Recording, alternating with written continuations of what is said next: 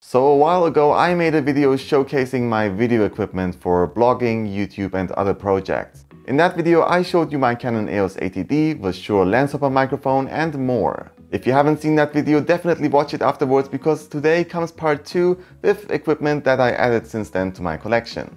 As I did last time, I will present you those in form of mini reviews and the timecodes you can find in the description. Let's begin.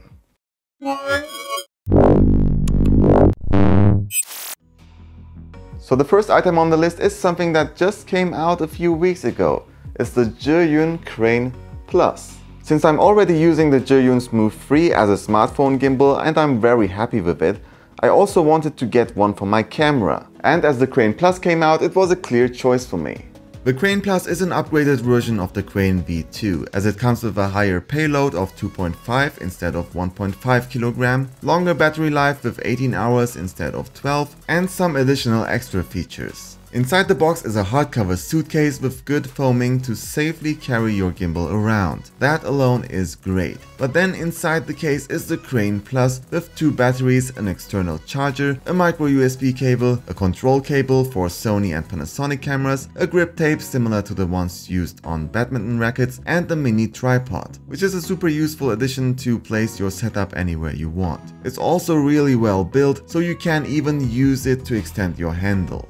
Each time you take it out of the suitcase, you have to assemble it, mount the camera on it and balance it. My first time took way too much, but once I managed it, it took me around 2 minutes on the second try. With every add-on or lens change, you just need to tweak the balance a little bit. Important to note, if you turn the gimbal on and it starts shaking, it might be because the motor power is set on low strength on default, so with bigger cameras like mine, the motors can't handle it. To change that, just use the Zhiyun calibration tool on your PC with the gimbal connected and choose medium or high strength. Once you turn it on, the camera is stabilized. With the mode button you can now go through each mode. Pan following mode, pans work but tilts and rolls are locked. Locking mode, every axis is locked so the camera will always look at the same direction. Following mode, the gimbal follows your pans and tilts. Something new and unique with the Crane Plus is the POV and FPV mode. It allows you to roll the camera without using the joystick, giving you much more freedom with Dutch angle type of shots up to 45 degrees. This allows you to be way more creative.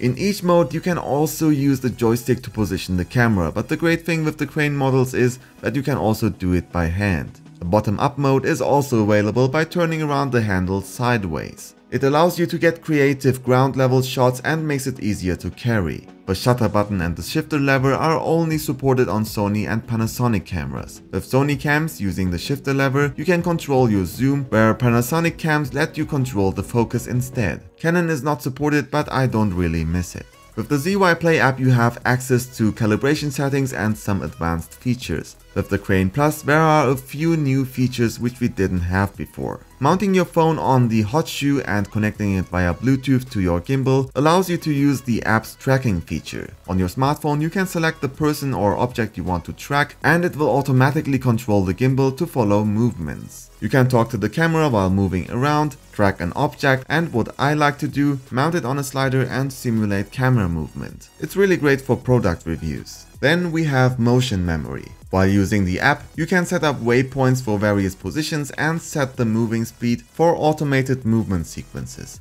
If you use the intervalometer of your camera, you can match its settings with the app. This helps you to create great looking time-lapse videos. Through motion memory, the app will remember your last settings, so if you want to do the same type of shot, you don't need to set it up again. I am really happy with the Zhiyun Crane Plus because it makes recording videos so much easier. It basically makes you a one-man crew. It also helps you to save time because most shots you will nail on the first try.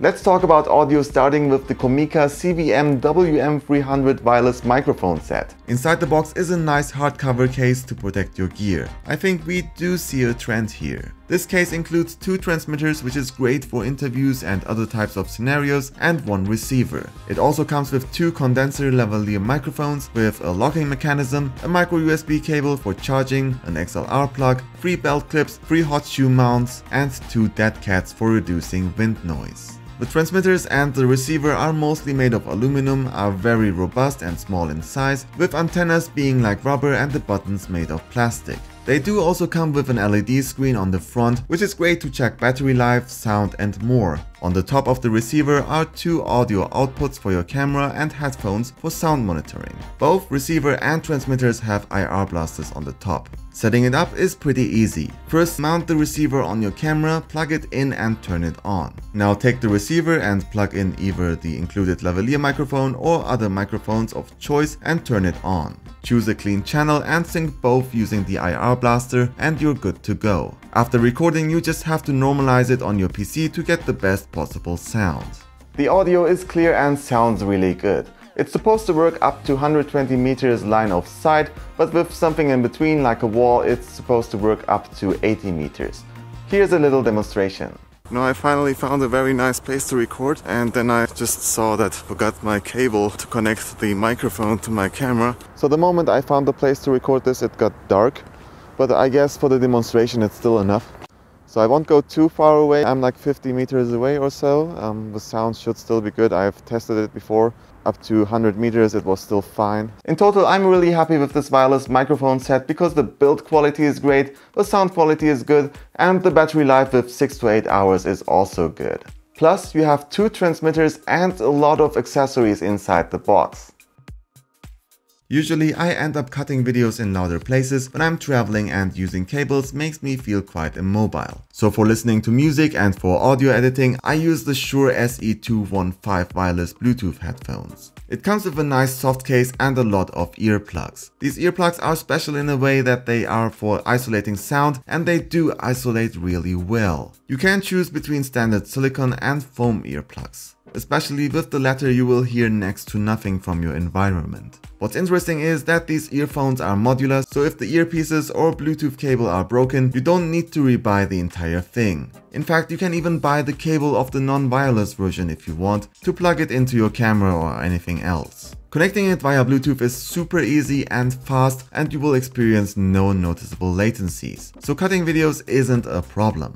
The sound is really good and there's basically nothing to complain. The bass is surprisingly strong, but not too much, and the highs and mids are also good. Of course, it also comes with a microphone, which is great for phone calls and can also be useful while recording videos, for example. Battery life is around 7 hours.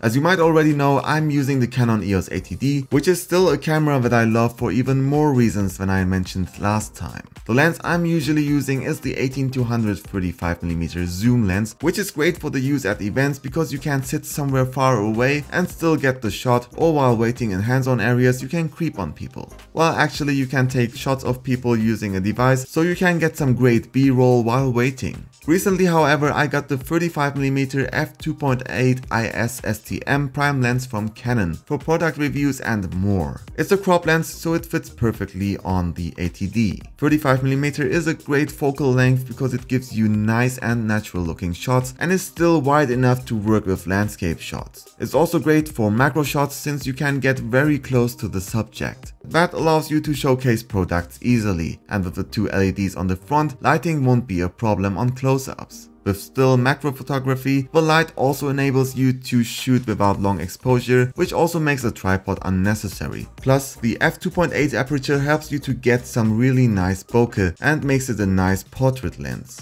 It comes with a fast and silent STM motor, which works great with a dual pixel autofocus. Optical image stabilization is also included and makes quite some difference if you like to do handheld shots. This will also help you with shooting pictures in low light. Besides all that, it's really well built, it's lightweight, and the lens hood with the 49mm filter thread is included. Keep in mind that the lens hood blocks the LED lights though. In total, I really love it. The image quality is really good and sharp at higher apertures. The only thing I noticed with pictures at f2.8, however, is that you might get some barely noticeable vignetting and barrel distortion. Another trade-off compared to a zoom lens is that zooming obviously requires you to use your feet, and with its wide angle you have to get very close to very small objects. Anyway, it's a great prime lens to consider and fulfills all my needs.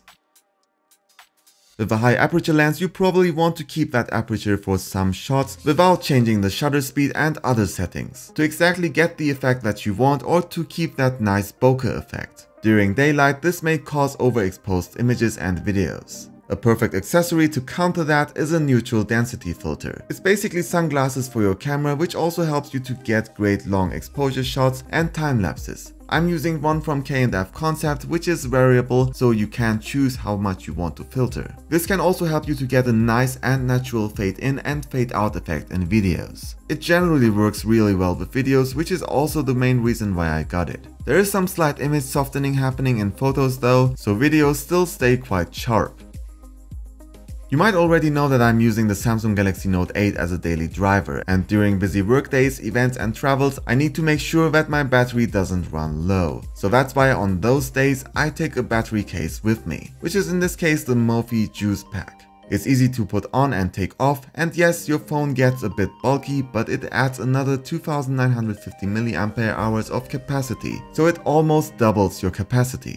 It's connected to your USB-C slot and charges by activating it by a long press of the button on the back, while the LEDs inform you about its current capacity. While charging via cable, the battery pack will automatically prioritize your phone first and charge itself later. What's pretty cool is that the case itself supports wireless charging, and it doesn't matter if your phone supports it natively or not. This is pretty nice to have at certain airports or hotels with wireless charging stations. Besides that, your device is well protected, buttons work perfectly fine, all ports are free, and there are additional openings for your speakers. In total, it doesn't only extend your battery life, but also comes with cool features. Since I travel a lot, I wanted to get a tripod that is light and small enough to carry around all day. The Rollei Compact Traveler No. 1 fulfills those requirements better than I expected. It's a tripod that is mostly made of aluminum. When it's folded, it's only 31.5 cm high with 32 cm minimum height and 134 cm maximum height. In total, it weighs 1170 grams. If you screw off the panoramic ball head with the quick plate and the free spirit level indicators, it only weighs 922 grams. The payload is 5 kg, which is enough for most setups like mine, but on its fullest height, it's of course a bit top heavy. So you should be careful with strong wind or crowded places. But alternatively, you can hook your bag on the bottom and you should have enough stability against wind at least. The locking mechanism on the legs is easy to work with and quite secure. It's probably not the fastest method, but it sure does work well. If you like, you can also rotate the center to get close to the ground. Inside the box you will also find a bag and some extra tools, which are nice additions. In total, it's the perfect companion for events and trade fairs for me, so I can definitely recommend it.